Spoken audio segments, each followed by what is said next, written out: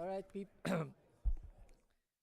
So we are continuing our Trump in the World series, and as you know, in the last 2 weeks and this week, we're looking at some issues and themes that are important for this time that we're living through, and directly or indirectly related to the Trump administration and its policies.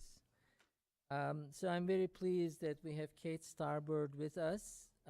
She's a assistant professor in the Department of Human-Centered Design and Engineering, and she's also the director of the Emerging Capacities of Mass Participation Laboratory.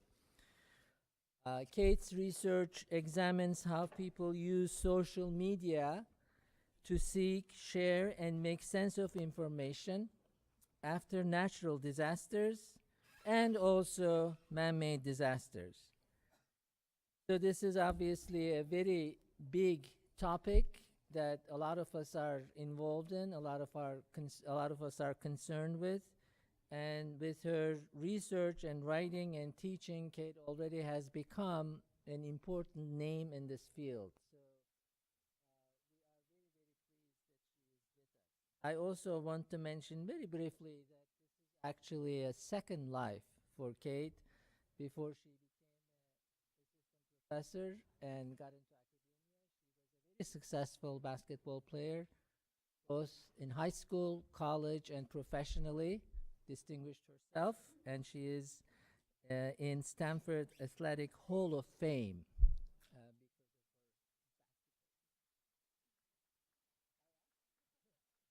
So, so I'm very pleased that Kate is with us. This is an example of how Jackson School works with, cooperates with departments and units. And, with her presentation, I think the whole series is gaining a whole dimension of strength and richness.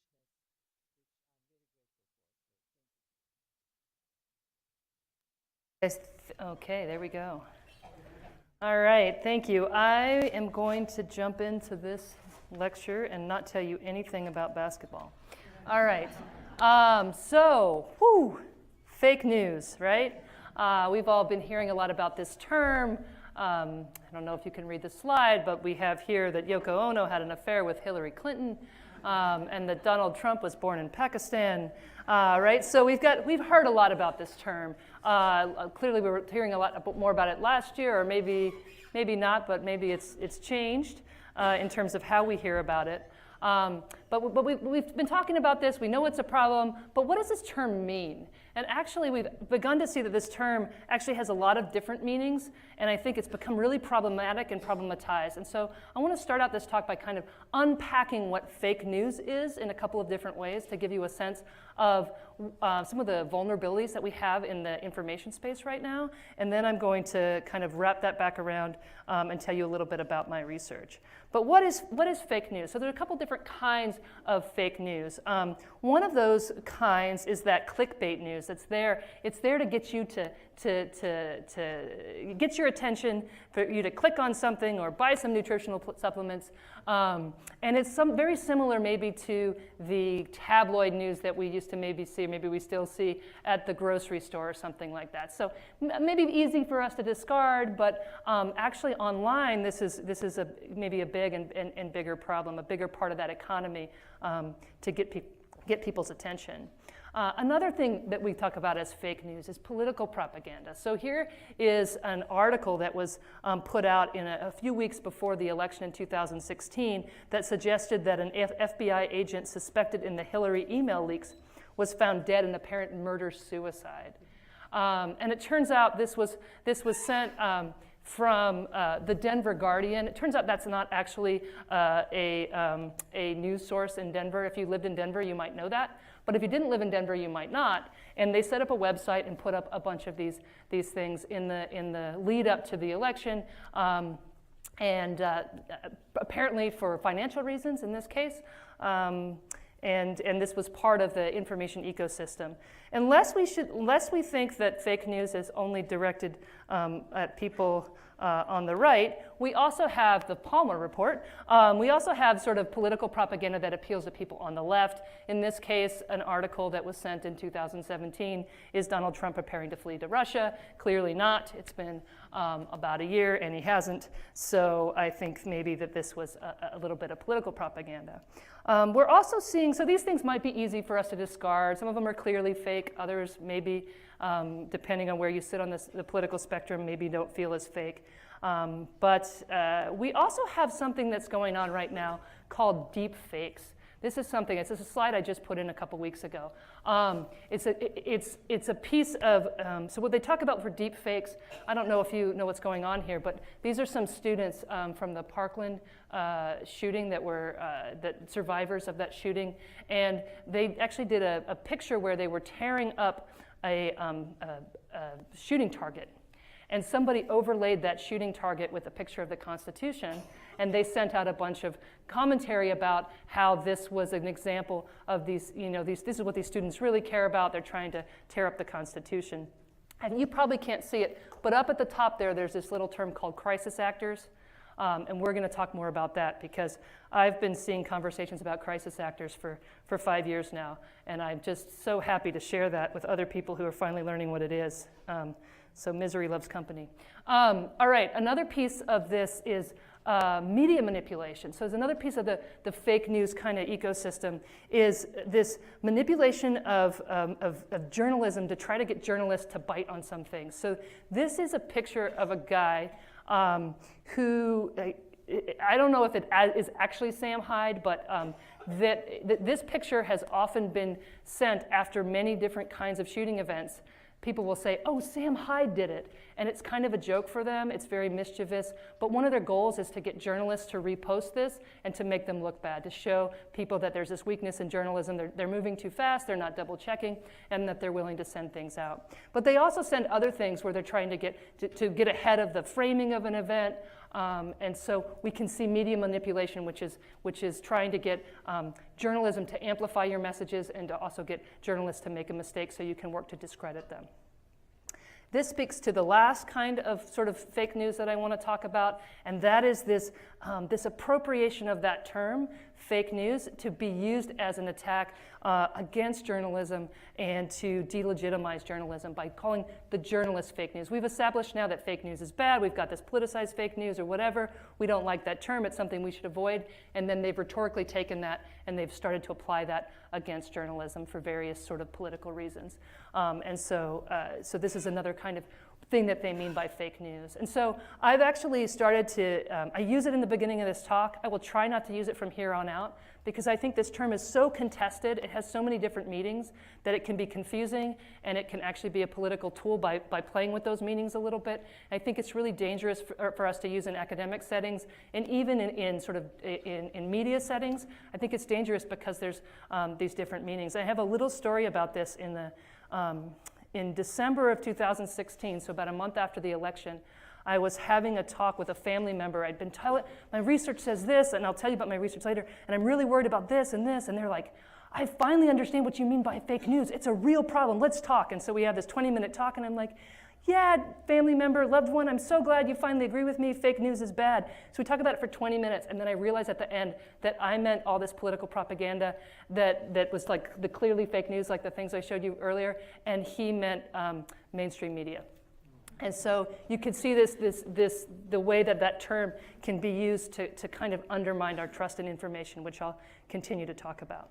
So what I'm going to do is switch from using that term, and I'm going to talk about a very specific part of the spectrum of what that term means, and I'm going to focus on disinformation and political propaganda. And these are some things that we've been studying. We've really been studying what we now know to be disinformation, but pieces of this maybe are political propaganda. There's slight differences. I probably won't totally unpack them here, but those are terms that I would use to talk a little bit about what we do. And I want to start out first by talking about what makes us vulnerable to disinformation and political propaganda as individuals and as a society. So a couple of the things that are just individually make us vulnerable to misinformation, but to disinformation and to having sort of these misperceptions. The first one I want to talk about is first kind of things are cognitive biases about the way that we make sense of information in the world that we receive. And for those of us that believe in evolution, we might think about these as things we've developed. These are just ways, heuristics that we use as humans to make sense of the information that we receive. And there's some arguments to suggest that we've evolved in these kind of low information environments about this is the way we make sense of information. So the first one I want to talk about is confirmation bias. And that suggests that we tend to accept information that aligns with what we already believe and reject information that conflicts with what we already believe. All right, and this kind of connects with this idea of motivated reasoning. And motivated reasoning, very similar, is that we use our powers of reason to develop logical arguments that support what we already believe. So instead of searching out the objective truth, I'm going out online, I'm going to do my research, but you're really not. Often you're going out to look for things that support what you already believe. And so we use the evidence that we find and assemble to support the things we already believe.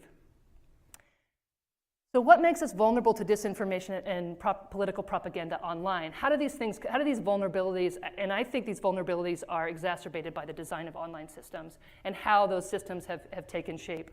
And so I'm going to explain to you a little bit about some of those vulnerabilities. So the first piece is that some of the ways that information propagates on things like social media, where a lot of us have started to turn to our news. And so one of the things that happens on social media is information spreads quickly through shares, retweets, and other things. And many of us, maybe we're slowing down now, but in the last couple years or 2 or 3 years ago, we would often share things very quickly without thinking about them, and things like this might happen. So I might send a tweet out of my account. A few other people might say, hey, Kate, she must know what she's talking about. I don't know, there's only 3 of them. But they have some friends, and they have some friends, and pretty soon it's got these information cascades where information begins to spread. And as it spreads, it sometimes loses connection to that initial person that sent it, to when it was sent, how it was sent. Yeah, if it's just a retweet, maybe it connects, but eventually things get taken out of context, they get reshared by someone else, and we lose track of how that information got to us. And that can be a problem that I'll come back to a little bit. I'll come back to right here. I moved my slides around. That's great. About trust and credibility, it's hard to sometimes establish the trust and credibility of what we see online. Because as information spreads, it's difficult to identify its original source, and it can be hard to judge the credibility. The provenance of that information gets broken, and we don't know how it got to us. And so to go back to that example I showed you earlier about the FBI agent, if you were someone that lived in Denver at this time, you might know that wasn't a true site. You might be able to root it out. But if you were someone, you live halfway around the country, and you saw your friend posted it, and you're like, maybe you went there, maybe you didn't even go there. You just saw the little thing in your Facebook feed, and you're like, oh, I'll retweet that. I'll pass that, I'll repost that, I'll pass that along. And so this might spread, and then someone else is like, well, I trust you, and they're gonna pass it along. So you can see that, as it goes, it begins to flow, and people might not go back and check the credibility. Additionally, I just had a meeting today with the folks from information security on campus, and one of the other things is people often say, well, this one maybe, it doesn't really look like news. And it might be easy to kind of root it out. It does not take much to make a site look very, very good in this day and age. And it is very easy to copy another site, copy a template. And so just visually looking at a site and even checking a couple clicks deep, you're not necessarily going to be able to unwind some of these things. It's very hard to make some of those judgments. Another thing that is difficult about making sense of information in online environments has to do with echo chambers. And echo chambers have this idea that people self-select into homogeneous groups with like-minded people. And as they do, we become less and less likely to see information that conflicts with our worldview. So in the lead up to the election in 2016, maybe even afterwards, how many of you cut a relationship with a family member that you just didn't want to see their content anymore? Or maybe you just muted them. Yeah, all right. So a few of us, right? So we actually get into, in some ways, we are having our online environments are even less diverse than our physical environments or than our homes in terms of our political identities, right? Because we're self-selecting into these echo chambers where we're just hearing more and more things from people that think like us. I want to give you an example of this. I'm going to come back to it later, but I want to talk to you a little bit about it. So this is a retweet network graph. So we took a bunch of tweets that was shared in 2016 related to shooting events, so a very weird sample, that had either the Black Lives Matter or Blue Lives Matter term. And we put them in a retweet network graph. So each of these little dots is an account. So a Twitter account, and they're closer together if they retweeted each other, and they're further apart if they never retweeted each other. And when you see like two solidly different groups, and then when we go look at the profiles of those groups, we end up seeing one is a very left-leaning group. They're either pro-Hillary or pro-Bernie.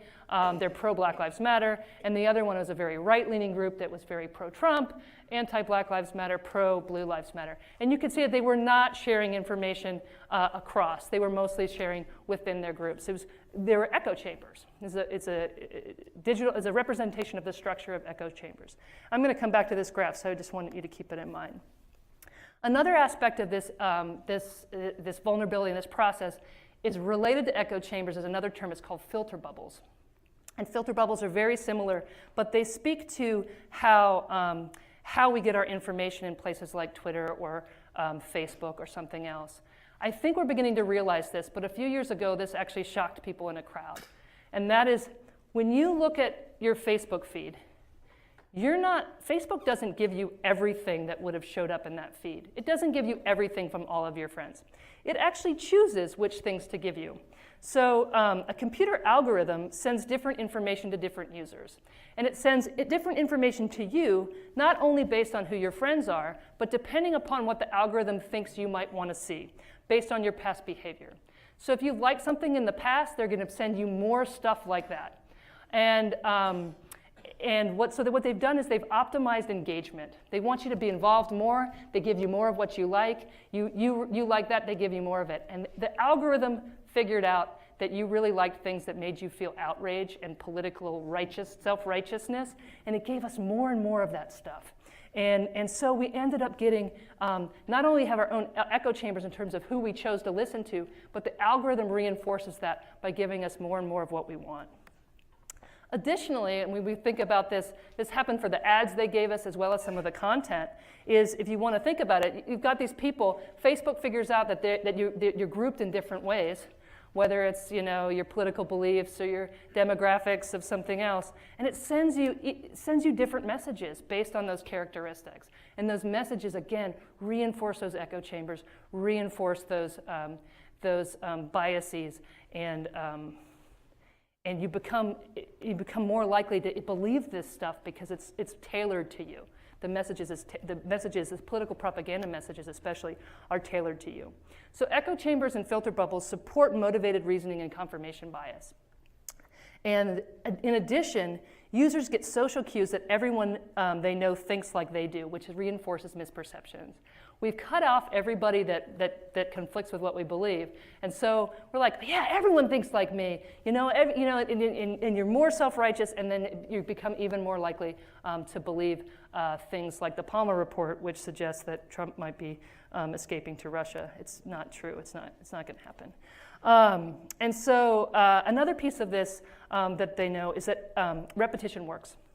If you see something many times, it becomes familiar to you. And part of the way you think about the world, regardless of whether it's true. Even if you've heard it a few times and someone corrects it, you may cognitively know it's been corrected, but it never undoes the feeling you had about the person or the thing, if it was a negative thing, say about Hillary Clinton. Even if it's been corrected later, if you were kind of already not really sure about her and you saw these messages, maybe about the FBI agent or something similar, it affects how you feel, even if you know if it's not true. I want to show you something, and I used to show this in reverse order, but I heard it was too powerful, and I was asked by someone in the crowd to change it. So here is the photograph of Emma, one of the students from from the Parkland High School who was doing this activism, who's called a crisis actor and other things. This is the true photo that was taken. Online, people got a hold of it and they manipulated it. And they made it look a little bit different. And what they did, I showed you that they put the Constitution in there, but they also did a few things to her face. So they added dark circles under her face and lightened her skin to make her look sick. They broadened her nose and her face to make her look more ethnic. And they shortened her, right? So they changed some things to change your perception of what these students are and what their messages are. The idea that the people that had this, they were like, these kids represent an ability to make a change on some of these gun control initiatives, and the folks that are resisting that don't want that to happen, and they're like, let's turn these kids into crisis actors. We'll say that they're spreading propaganda, and let's make people feel disgust towards them. And this actually, if you see this image first, and then see the other one second, it can be hard to erase, and I don't even know that it may be making an impact on you anyways. I know the days after I went to find these photographs, I actually had started to feel negative sentiment towards some of these kids because I'd seen some of this content. Even when you know what's happening, it can affect you. Also, that corrections don't work. I mentioned this. We have evidence from repeated studies that corrective information doesn't work. It can backfire, and it can have a hard time undoing misinformation or political propaganda that you've seen. There's some hope. A couple studies have said that there are some contextual situations depending on what's being corrected, who's correcting it, how, when, in what context, and how they present that corrective information. There may be some opportunity to make some changes, so that this is research that's in flux, and there are a lot of people doing research on this right now to understand what those contexts are to try to be able to make a difference. All right, so that's kind of the background of why we're vulnerable. And now I'm actually going to move, I'm going to shift. It's going to come back around a little bit, but I'm going to shift into talking very specifically about some of the research that we've been doing that's kind of brushed against this space. And I'm going to talk about conspiracy theories of crisis events and the alternative media ecosystem. And I kind of had that little, it's a half laugh. It's just one of those uncomfortable laughs because I never wanted to be the person that got in front of people and talked about conspiracy theories. And we tried to avoid doing this research. And yet here I am. And I'll tell you how we got there. So we started out, and I've actually been doing this research from, I think, more than 10 years now, looking at social computing during crisis events. And initially, we were looking at sort of all the pro-social things people do after a crisis event to come together, try to help themselves, help their neighbors, help people halfway across the world get the information they need, find shelter, find water, all these things. So we were really looking at the best of human behavior in the worst of times. I used to give a really happy talk. It's really uplifting. I don't do that anymore. I'm really sorry. If you want to see those, there's some online, like from 4 years ago. Totally like happy talks from me. So we were studying this for a few years, and we kind of always knew this stuff was in there. So this is a tweet that was sent during Hurricane Sandy 2012 from the aptly named Comfortably Smug, who sent a bunch of tweets that he knew were not true during that event, got some attention, people got mad at him. He actually was a political operative, and so people were like, what? Nowadays that doesn't seem so weird, but then it did at the time. It got a few hundred retweets, maybe 100 likes, 36 likes, I guess. So it was, at the time that seemed, it was problematic. People wrote newspaper articles, this is bad behavior. He said he was sorry. He still does this. I don't know why so here's a couple years later. This is Hurricane Harvey, similar kind of thing, but this one demonstrates how this has evolved and become more problematic. So this is a shark that I know very well. I'm very good friends with this shark. I've seen it swimming in many different hurricane waters after all of these years because they keep reappropriating the same picture. So here's a guy. He says he's a journalist and a blogger, which speaks to like online, who's a journalist? What is a journalist? What does that mean? He purposefully sent out this knowing it was not true. So here we've got that element. It receives 88,000 retweets, almost 89,000 retweets, 150,000 likes. I think he eventually puts the shark in his name because he's so proud of himself.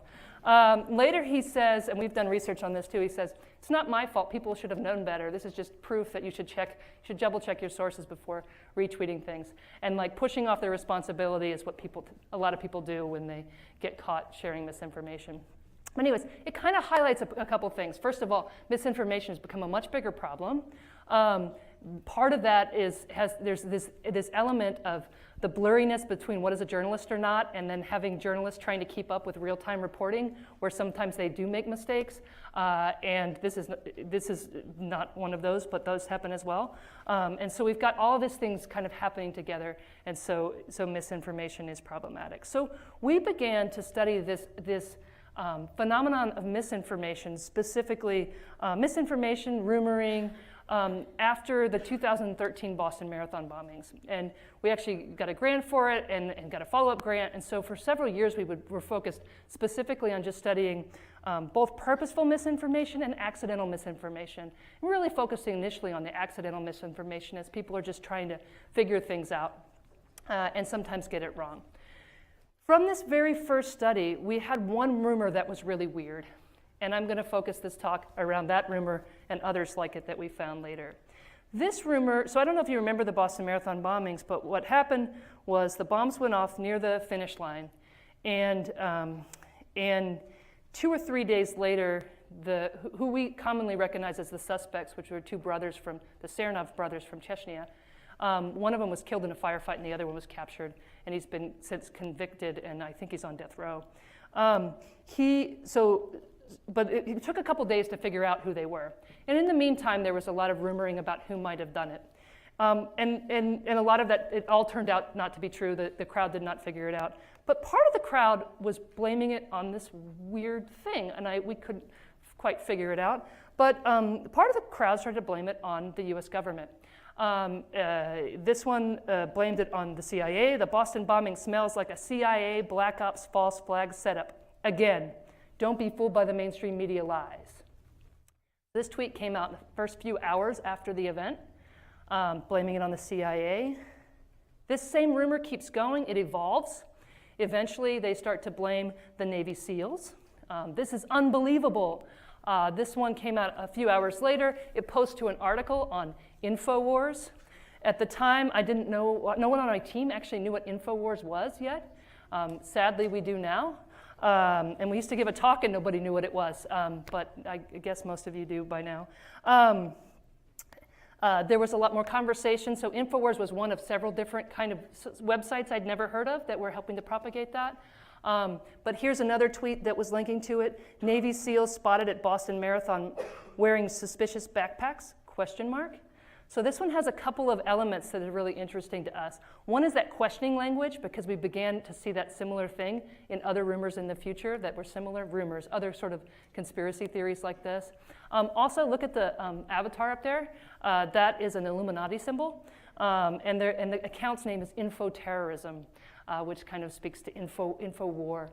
And they think that it's being propagated against us. Anyways, I'll unpack a little bit what I mean by that. So we saw this rumor, and we actually covered it as one of 6 rumors we covered in that first study. So our first study, the Boston Marathon bombing, we did 6 rumors.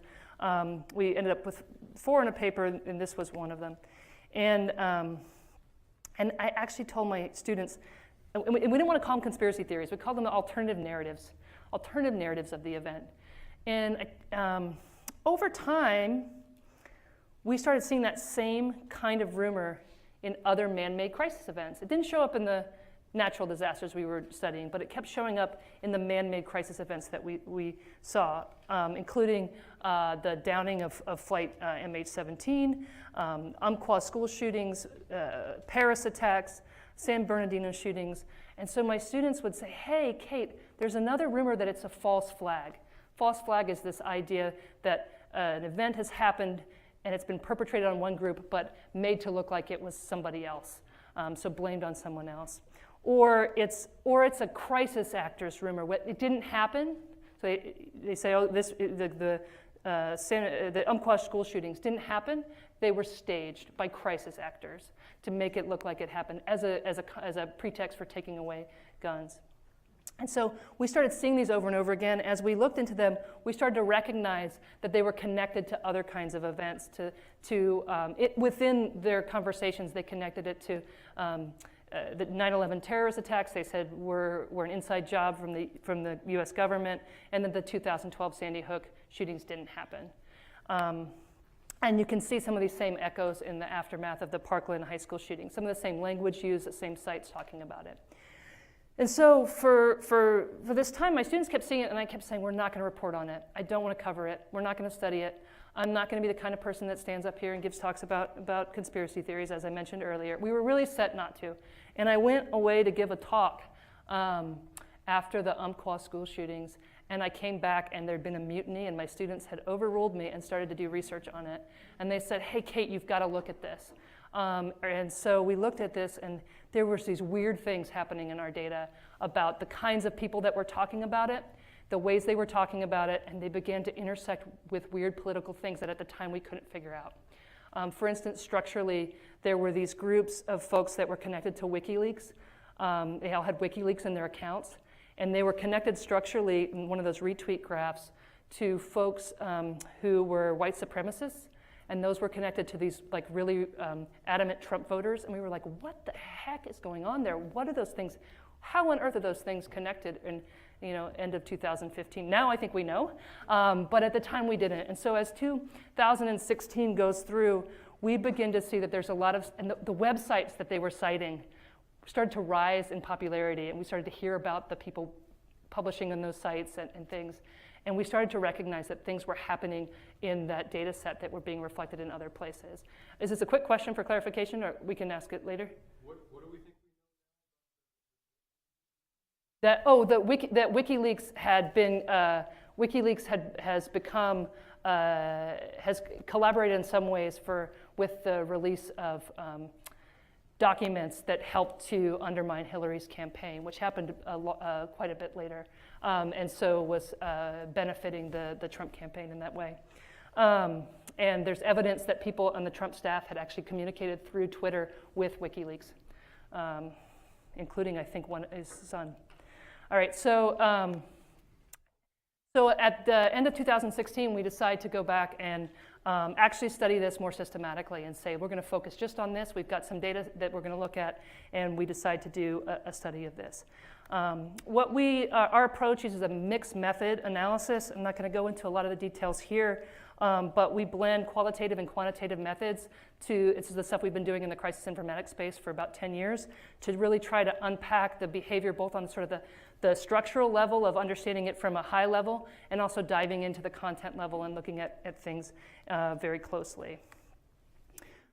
In this case, what we did is we collected a data set in real time from Twitter on a bunch of shooting-related terms.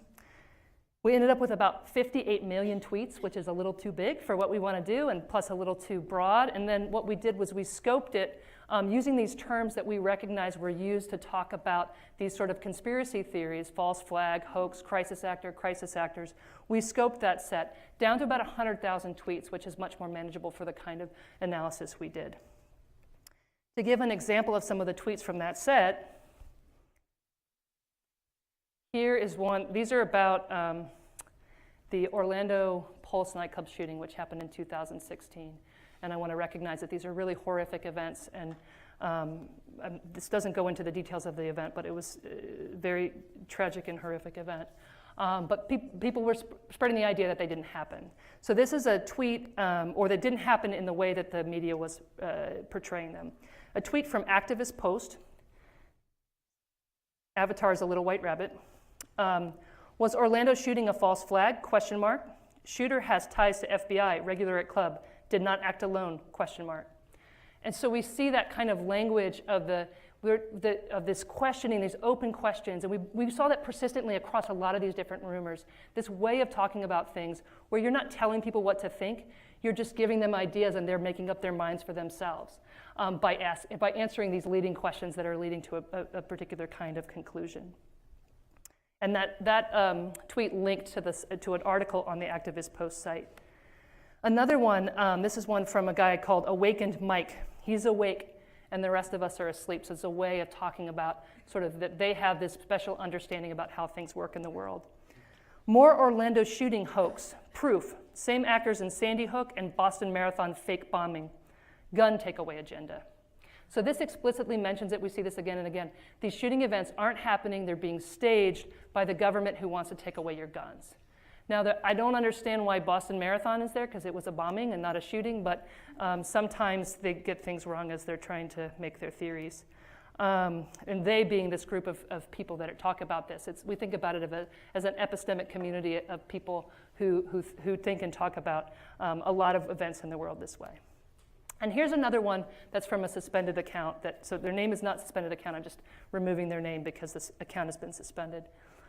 Orlando shooting was a hoax, just like Sandy Hook, Boston bombing, and San Bernardino. Keep believing the Rothschild Zionist news companies. So there's a couple things happening here. So one of them is this attack, we've seen it before, on news companies. And the news companies are lying to you. They're trying to hide the truth from you. And then this not even thinly veiled reference to long-standing conspiracy theories, anti-Semitic conspiracy theories that have been used to motivate genocide in the past. And and these terms this is not a one-off. These are terms and a way of talking that appears across this community of people who are talking about these things. So the next thing we did was we wanted to step away from just those tweets, and we wanted to look at the websites. We'd always known there's something weird about the websites that were talking about these things. Weird being like, these are not the normal sites that you might see, and they're on the rise, so they're getting a lot more traction, so what's going on there? So we went and looked at, used the tweets to understand what was going on in the ecosystem. And so what we did was we created another network graph, the way that I showed you the tweets before, but in this case, we created a graph where if one person sent two different tweets, one to one site and one to another site, we would connect those sites in a graph, those websites in a graph. So in this case, Wake Up sent one tweet that linked to the site called Your Newswire. If you have some good antivirus protection on your site, you can go there. I'm not sure I would, but Your Newswire is often a node in a lot of these things. And then another tweet to Activist Post. We would connect those two nodes by an edge in the graph. And if more and more users sent two tweets to those sites, that edge would grow stronger. So if 100 users tweeted to both those different sites, you'd get a very strong edge. And we created a network graph of the conversation around crisis actors and false flag claims in 2016 shooting events. And there's a couple things going on here I want to point out. I don't have time to unpack everything that's going on in here. A couple things stood out to me. So the first thing I want to point out is that we colored this graph. We went in and read the content. And the sites colored in blue are sites that actively tried to debunk the theories about crisis actors and false flags. The sites in red actively spread those. They were actively saying, this didn't happen, Orlando didn't happen, it's FBI did it. And then the sites in yellow were actually sites that gave a straight news story, and that somebody just used that straight news story to support their theorizing, their conspiracy theorizing. So yellow sites were used by conspiracy theorists to build their sites, but the yellow sites themselves, in this case, were not spreading those theories. They're just sites that those people might go to. So there's a couple things happening here. InfoWars is there. They're actually bloated because a bot, an automated account, was helping to retweet them, so they got really big. Before It's News is just like a clickbait site. No Disinfo has an interesting background, but they were very specific on some of these things. Veterans Today really kind of got to me. I'm an Army brat, and it was really something that kind of disturbed me. I went onto the site. It's very anti-Semitic, and they had some really anti-U.S. government, anti-U.S. military in many ways, and yet appealing to veterans. Yeah. Yeah, it was really interesting. They actually weren't, so the people that went to InfoWars, a few were going to Before It's News as well. Yeah, it was actually really interesting in the graph. So it's bloated by this bot, but the bot only tweeted to InfoWars, so it's way big.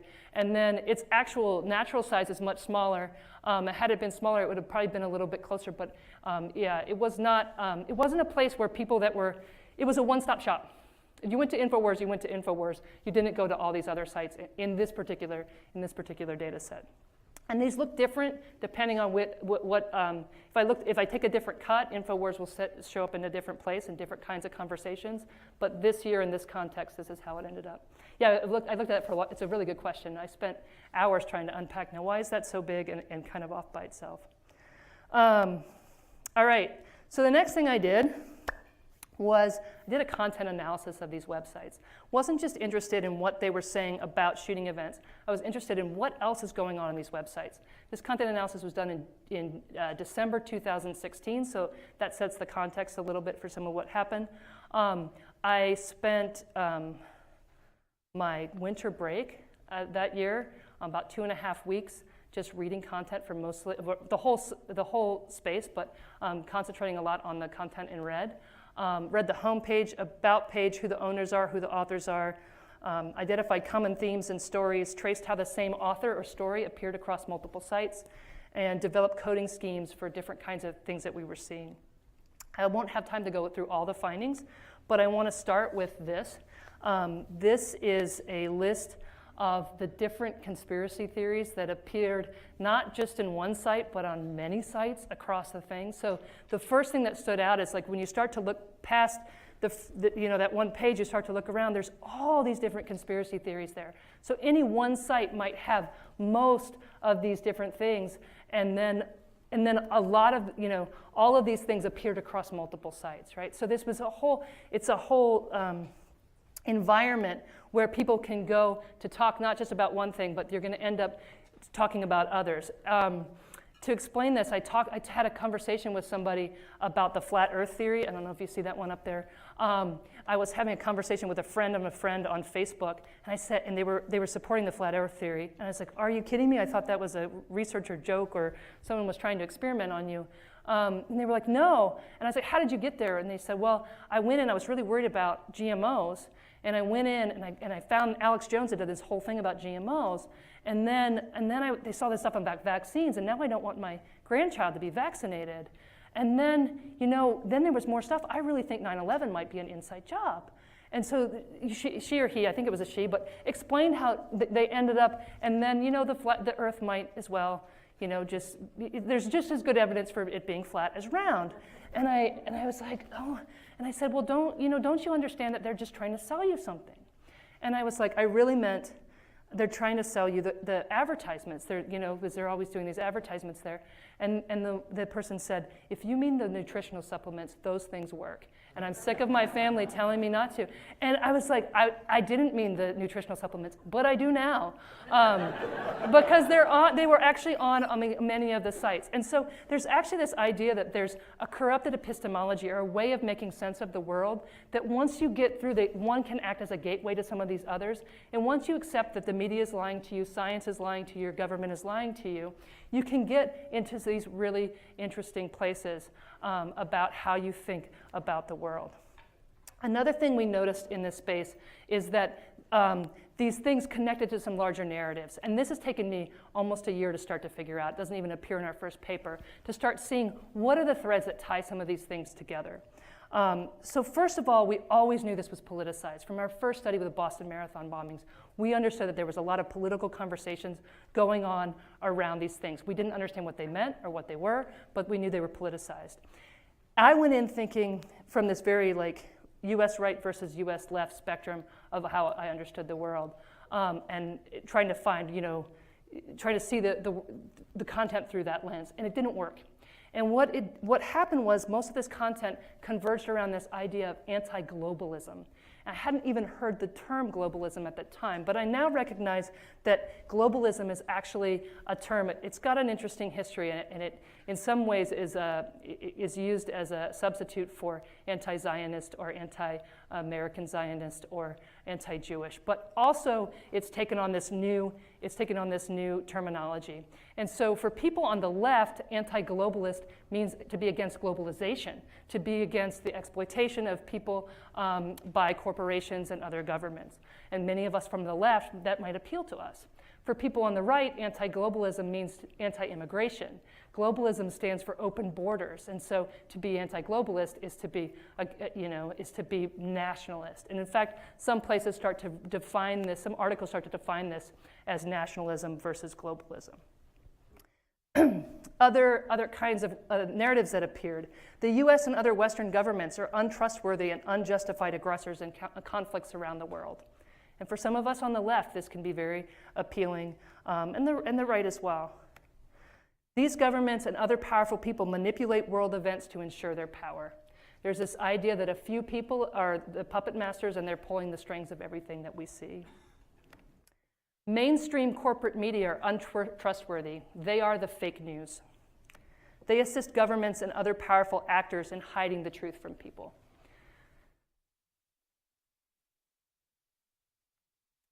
One of the things that really got to us about this, because when we start thinking about solutions for people kind of going down into these spaces and thinking about these things, is the way that they co-opt the idea of critical thinking. And I want to give you an example from one of these nodes. It was a small node in this set. It's appeared in a lot of our other sets as well when we start talking about other things. It's called 21st Century Wire. And I'm going to read to you a piece of their about page. The 21st century is the beginning of a new information epoch, and you, the reader, are the freshman class of free and critical thinkers in a new and dynamic information age. In its totality, there is an immense volume of information to be had on the internet. But we truly believe that in this new, decentralized, grassroots, and egalitarian World Wide Web, the cream will eventually rise to the top. But this can only be achieved by keeping this internet neutral and free from excessive government and corporate control. I don't know about you. I'm a critical thinker. I believe in a grassroots and egalitarian World Wide Web, and I don't want my government in charge of the internet. This appeals to me. This is the kind of thing, this appeals to me. So 21st Century Wire sent out content denying the Orlando shooting happened in the way that we're seeing. It says that the US government was involved. There was crisis actors. If you go on their site, you can actually see support for every single one of the conspiracy theories in this set. They've carried articles about them. And so we saw this in some of the other rhetoric of this way of, they use the idea, the concept of critical thinking to attract readers, urging them to do their own research. You talk to somebody who's been there, I went online, I did my own research about vaccines, and the media is lying to me. I found these sources, and I know what to think about vaccines now. So they get you to come into their spaces. They say they're giving you just the facts, and you're going to make up your minds for yourself. Be a free thinker. Keep an open mind. And this is very compelling stuff. Another thing we noticed in this space was the presence of state-sponsored media. So within the network, we had RT and Sputnik cited as part of cited in the creation of some of these narratives. They appear in a lot of our other research now that we're continuing to do disinformation research. We also saw Press TV, which is an Iranian government outfit. Kate Hahn, which is a Russian-Ukrainian think tank, is in there. We also saw a bunch of sites that weren't directly related to the Russian government, but have different kinds of relationships. It turns out that Veterans Today has a partnership with a think tank in Moscow, St. Petersburg, I think Moscow. Global Research is a long-time partner with Russian government, or is often sharing their content. And then these other sites are often amplifying or echoing pro-Putin and pro-Russian government narratives. We didn't understand why. We just knew that was happening. And in fact, I'm still understanding why those things converge in this particular ecosystem of people talking about conspiracy theories of shooting events in the US. So one of the things that we began to learn was that we were seeing disinformation. We had been studying rumoring, misinformation, and now we were seeing disinformation. And for a long time, I thought disinformation just meant purposeful misinformation. But actually, disinformation has a historical context. It's actually a term that is used to connect to a tactic that has been developed and used in Russia. It's got these connections to Russian history, and then through the Soviet KGB and others have evolved this tactic. And Pomerantsev and Weiss wrote an article in 2014 where they give a definition of disinformation that I want to share. The purpose of disinformation is not to convince. The purpose of disinformation is to confuse. The purpose of disinformation is to confuse, to create muddled thinking across society, with the idea that a society that doesn't know where it can go for information that it can trust is a society that is easily manipulated. And so this is something I think that we all are experiencing. I don't even think my talk helps. I think it actually, this erosion of trust in institutions. This is not totally the Russian government's fault, but we have an erosion of trust in institutions, erosion of trust in information, and disinformation seeks to aggravate that, amplify that, keep that going. I want to give another example from an event that we tried to study, and that was the Malaysian airliner Flight 17, which was shot down over Ukraine in 2014. We actually, in that event, I don't know if you know the story, but the Western mainstream media says that airliner was shot down by Eastern Ukrainian separatists who were connected to the Russian government. The Russian government and Russian media have provided many different other alternative explanations that are not that. And so many that if you ask some people that are in those environments, they're like, oh, we don't know what happened, we'll never know. If we look at the information ecosystem that evolved after that event, this is a rough graph that I created, and it's actually just a corner of a much bigger ecosystem. But we actually see some of the same websites that were involved in the research that we saw. Global Research, Journal NEO, which is part of that, Veterans Today, Before It's News, InfoWars, Zero Hedge. These same sites were helping to echo the Russian narratives about what had happened there. And I want to read to you, we tried to study this event, and I want to read to you what my students said about this afterwards. I'm very close to finishing in case you're getting nervous. So I'm going to read to you what my students said about trying to study this. Analyzing the tweets we collected on the MH17 crash felt very different from other events that we studied. With most events, as we progressed with the analysis, things would come into focus. We would begin to appreciate the different strands and elements behind different rumors or stories. In comparison, the MH17 data seemed to be an endless quagmire of confusing and contradictory claims. As I spent more time with the MH17 data, I felt increasingly frustrated, disoriented, and uneasy. It felt like I had spent a couple of hours staring at static on a television screen, or walking around with a radio taped to the side of my head, blasting out white noise. Tuning out and walking away seemed to be the more rational and healthy thing to do than to try to make sense of what was going on. And that is what we did. We got so confused by this. We didn't know what Russian disinformation was at the time. We didn't understand what we were seeing. We were like, our methods don't work. We don't know what we're looking at here. We don't know what's going on. We were too confused. It didn't work. And we were like, instead of trying to figure this out, we're just going to go study a different event. And that is the goal. The goal of that kind of information space is not to sell you on any one narrative. It's just to give you enough alternative things and create enough doubt that you know that you can even know the truth, that you check out.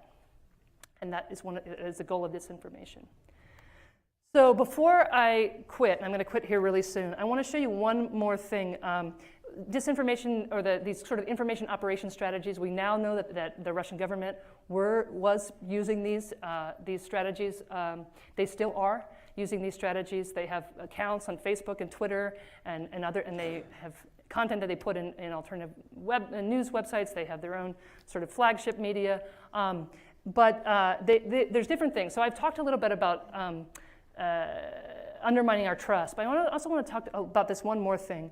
It's a follow-up study that we were doing in a totally different area. And I showed you this graph earlier about the two echo chambers and about why we're susceptible to some of these things and why someone might fall for some of the stuff that they might end up getting to that conspiracy theory land in other ways. These were those two echo chambers that were related to the Black Lives Matter conversation. In 2017, in November, Twitter was giving testimony to Congress, and they released the name of a list of accounts that were associated with the Troll Factory in St. Petersburg, which was a group of the Russian government had hired people to operate accounts to interfere with American politics, the politics here in the US. And they operated a bunch of accounts, and they sent a list of 2,000 accounts. And we were like, really opportunistically, why don't we just cross-reference those accounts with our graph? Well, I wonder where they would be. They're on both sides. Now this is a really weird conversation, and so I wouldn't use this to judge how much they were on both sides, but I will say we're doing some follow-up here, that they had accounts, they infiltrated those communities, some of them were highly retweeted within those communities. On the right, they tweeted things that were, anti-Black Lives Matter. On the left, they tweeted things that were pro-Black Lives Matter. It is very likely they were sitting in the same room, tweeting next to each other, trolling each other. And in some cases, they tweeted some of the most disgusting things you can imagine. In other cases, they tweeted stuff that you or I might retweet. And so they were trying to make themselves appeal to us. They were also trying to perform a caricature of American politics that not only would appeal to people on one side, but that would turn off people on the other side. And so some of the stuff, they had stuff about violence against cops supporting it. On the Russian accounts would tweet that from the left. And if you notice, their accounts are at the edges there. You can think about them literally trying to pull us apart. And that is something that we have evidence that they were doing in that case. So the first thing is that it's not just going through the right, it's going through the right and the left. It's gone through the left for a long time. What was new about this election is that it went through the right, and that the problem isn't just someone else, it's actually all of us. We need to be aware that this is happening. So implications for society. I give this talk and I'm like, what are the implications? One of these things is that people may be misinformed or disinformed, but I actually don't think that's a huge problem. I actually don't think everybody should think the same. I don't think that nobody should believe in conspiracy theories. That sometimes conspiracy theories turn out to be true. I think it's good to have some diversity of what we believe. And so I don't think we need to fix everything that we think someone else thinks that is wrong.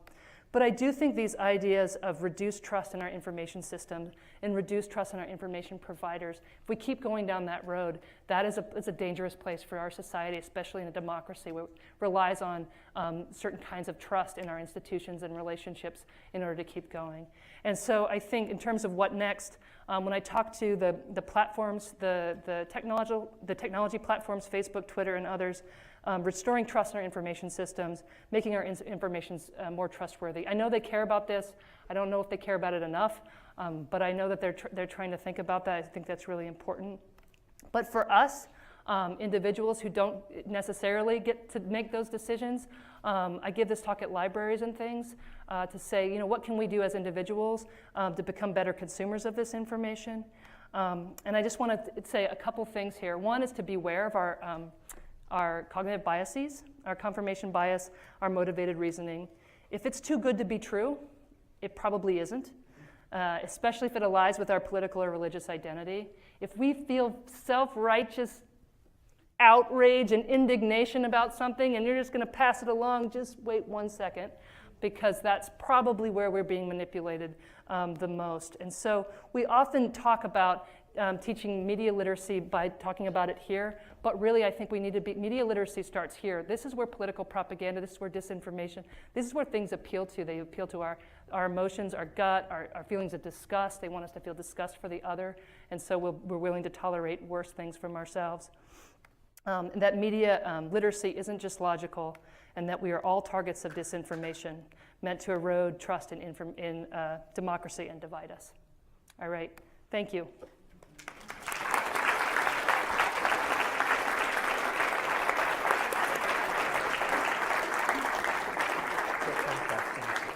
All right, I'll let you facilitate. All right, so we have about 10-15 minutes for questions. No questions? All right. Oh. Yes, please. Really delightful work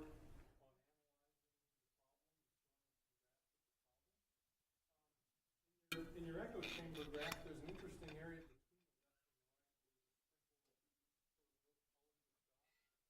to start working on a solution by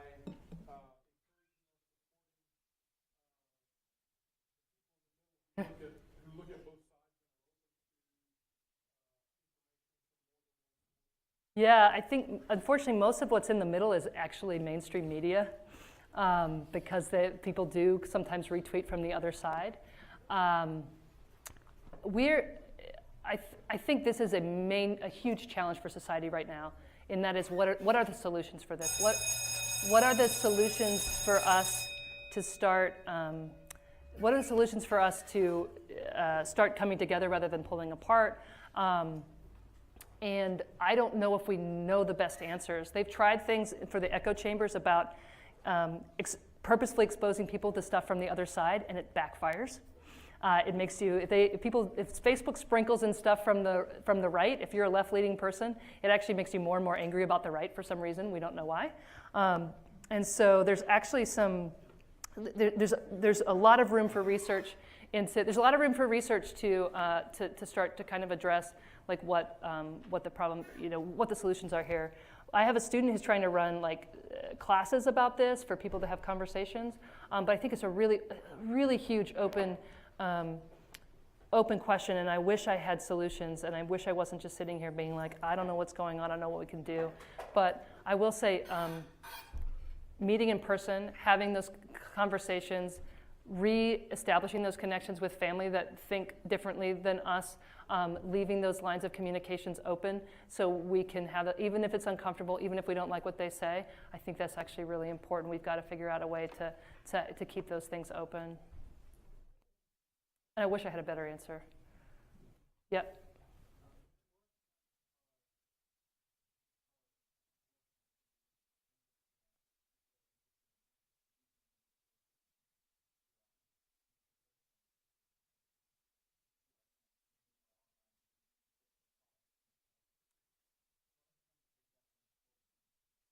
Yeah, so I don't talk.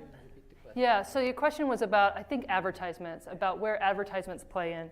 And I honestly, I don't have the data to study that, and so I haven't looked at it in a firsthand kind of way. But we do know that advertisements, micro-targeted advertisements, were a part of this ecosystem. We don't know to what extent. Facebook is just starting to release that data to a limited number of researchers. They're not releasing it now. We're going to write grants about it, and then they're going to give us the permission to study it. It might take years for that to happen. But to understand how much was targeted and what kind of effect that had on the ecosystem. But a lot of the times that you might have been seeing what you thought was from a family member, or even it was reposted from a family member, they might have gotten that through a micro-targeted ad. And those ads were targeted, they could be targeted like a scalpel right to the areas of the country that were most important for the Electoral College. And so Facebook users could have been receiving very specific messages. And so we don't really know yet how effective that technique was. But I think we're going to find out in the next few years. We won't ever have that kind of evidence of how many votes it changed, but I think we might be able to measure the spread of some of those things and what that meant. It is a huge part of this, but well, it's a part of this. We don't know. We don't know how much. And so if we're looking to explain what happened, I think that's one thing. I hope that we're looking forward to see what we're going to do next. And I do see the companies, the Facebook and others, making some progress of realizing this is not something that they should allow again, but we don't know how that's going to turn out in the future. But certainly it had an effect on what we've seen in the last couple of years. Yeah, in the back.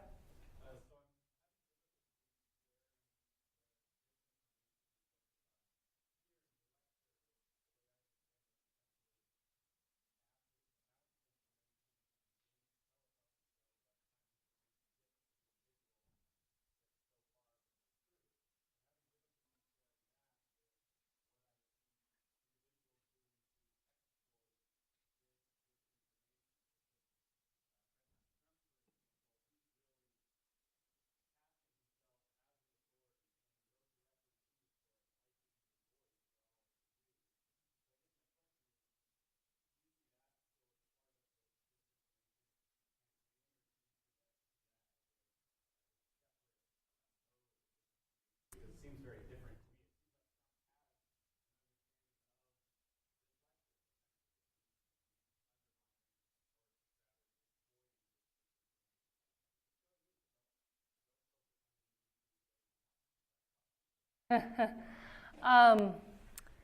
So I am not a researcher of specifically Trump. I have been told when I give this talk that people think I'm talking about Donald Trump the whole time. And I was like, they do? As I wasn't. But early on, I will say, in like 2016, we were showing our research on conspiracy theorizing and the language that was used with the open questions and the way of talking about things where you don't necessarily make the accusation, you make it in such a way that it can be interpreted in different ways. And someone was telling me, that's how Donald Trump talks. And I said, well, that's an interesting observation. And then I watched his tweets, and he does have some of that rhetoric. There is some evidence that the websites that are part of that ecosystem of conspiracy theorizing were very pro-Trump and were amplifying his messages, and he was amplifying theirs in ways that people have a hard time working out. And then this kind of constant attack against media and science and elites and whatever, of sort of undermining that kind of trust in the places you would get the information, so you turn to the leader.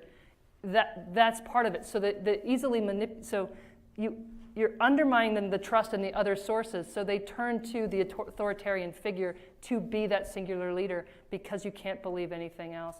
And the use of many different explanations rather than focusing on a single narrative, because you don't have to disprove the single narrative, you just have to give enough confusion about what the actual situation is that people don't know, that they just give up trying to figure out what the truth is, and the repetition of certain kinds of narratives. So there is some similarities in the rhetoric of not just Donald Trump, but some of the, Steve Bannon was very effective and used a lot of disinformation strategies. You could look at the way he talks. He actually uses the term globalist and some of the terms from the network that I was looking at. And then the media websites that are there, InfoWars and others, are ones that we start to see have relationships with the new administration in interesting ways. So there's an intersection between that epistemic community and also Mike Flynn and his son and others were retweeting content that was coming out of that conspiracy theory, the Pizzagate and other kinds of things that appeared in that content as well. So you start to see these intersections, but I can't tell you which comes first, the cart or the horse or whatever it is, or the chicken or the egg. I'm not sure what's causal there, but they're part of that same sort of disinformation, epistemic community of disinformation. Yeah.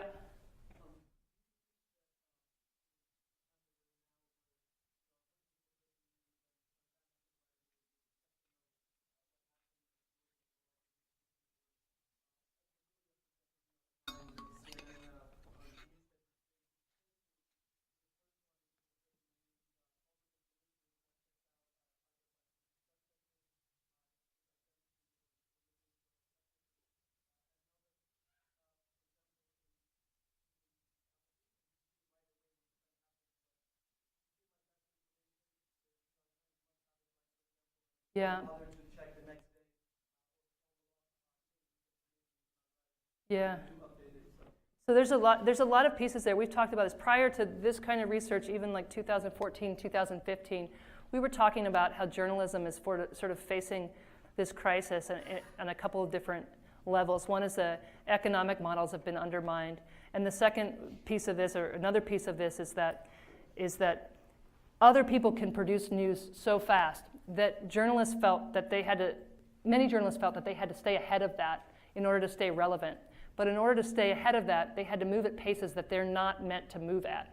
And so they're having to adapt their practices, and that adaptation has led to them making mistakes. That competition with citizen journalism has led to them making mistakes and contributed to the erosion of trust. On top of that, media outlets that have turned to trying to compete against clickbait have started to use clickbait techniques to get eyeballs and to use sort of the way they sensationalize things. They've always sensationalized things, but some of the things you can start to see that clickbait from what we would consider mainstream, which is a pejorative, but the sites that New York Times and others have started to kind of do a little bit of clickbait themselves, and that further erodes the product. So to compete in the short term with these new kind of online things, they ended up eroding their long-term trust. And so that's part of this ecosystem. That's part of why we were vulnerable now. And that's part of why we're so vulnerable now is these other kinds of things. We talk about the crisis in journalism, and there's definitely a crisis in journalism, and they're trying to manage what that is. With most, like 80% of the money that used to go to ads in journalism started to go to Facebook instead. And so they're trying to adapt and compete with like all the money taken out, all the economic model like pulled out from underneath them. Yeah. Yeah. 97% real it's us, but only 13% of the public understands that. There's a lot of propaganda, disinformation. Yeah, I will say that it did not show, it was there a little bit, but it wasn't as salient as I expected it to be. Instead, you would see more stuff about climate conspiracies like geoengineering and chemtrails, which are these ideas that scientists manipulate the environment. And some of those extend to say, oh, global warming isn't happening, scientists are manipulating it this way or that way. But I was actually surprised not to see climate change as a part of this particular epistemic community, and I can't tell you why it wasn't there. But it was an interesting place, and in terms of the intersections of right and left and libertarian points of view and conspiracy, yeah, it was a different kind of place. But I actually haven't seen it on a lot of these sites as climate change being their big thing. They're focusing on other kinds of topics. I don't know why. Yep.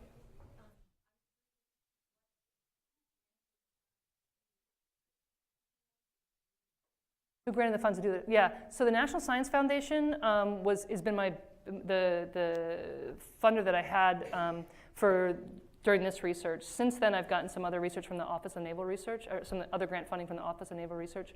But most of this has been under the National Science Foundation. In the directorate called Cyber Human Systems, we're looking at the intersection of human behavior and technology, and it was mostly focused on this misinformation during crisis was what the research was. Since then, I have got more funding from the National Science Foundation to do disinformation as well, because they have realized that this is something that they care about.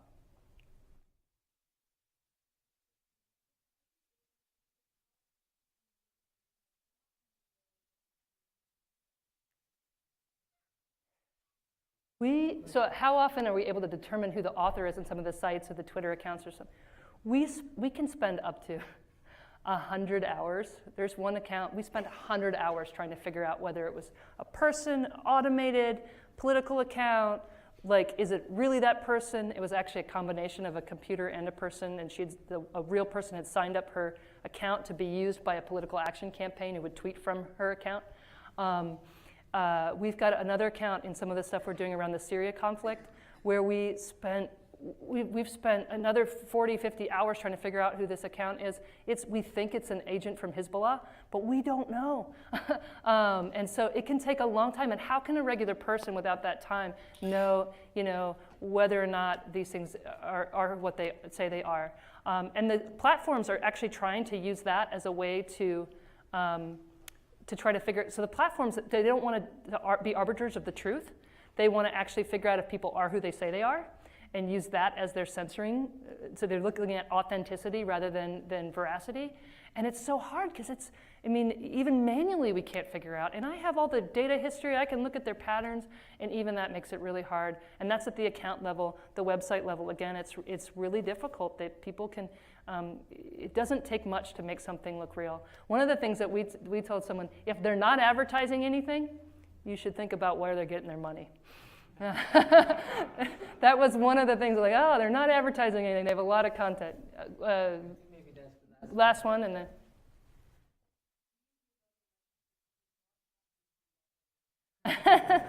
I've given this one a lot. I've given a couple libraries. I've been giving it at different schools and things. I've been giving about one a week. I'm taking a little time off, and then we're going to put some new content in it. but one of the things is they're not always advertised externally for various reasons, as I get unexpected visitors. Yeah,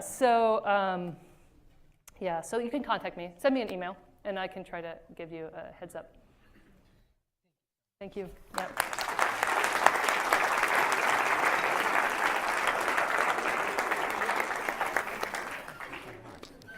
Perfect.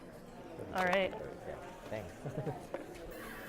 Are you okay? Oh, you just connected your own thing. So. I'm just connected, yeah. Let me turn this off so I don't.